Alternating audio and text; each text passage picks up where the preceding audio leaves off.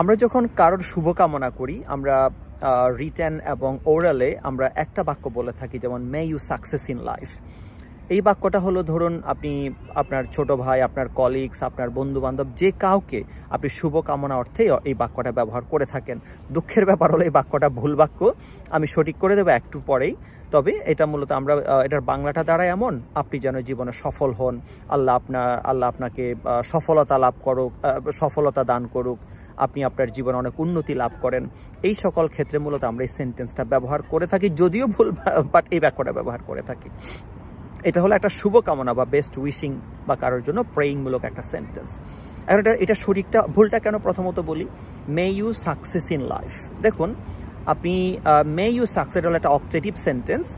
Objective সেন্টেন্সের structure হলো এমন, মেই লাগবে, সাবজেক্ট লাগবে এবং ভার্বের বেস ফর্ম লাগবে।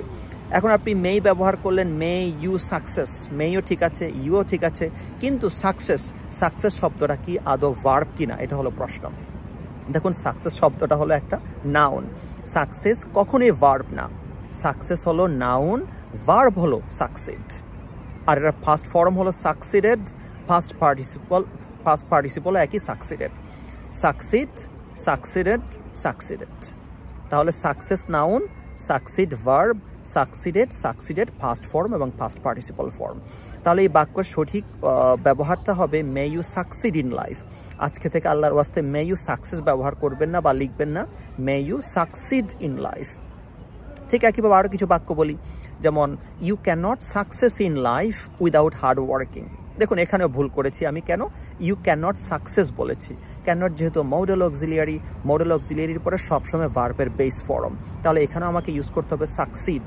বাক্যটা দাঁড়াচ্ছে you can't succeed in life, you can't succeed in life without hard working. তাহলে মনে রাখবেন সাকসেস হলো noun, succeed verb, you can not succeed এবং মে ইউ সাকসিড, এই স্ট্রাকচারটা ইউজ করবেন। ভালো থাকবেন এবং ইংরেজিকে সঠিকভাবে ব্যবহার করার চেষ্টা করবেন। Thank you.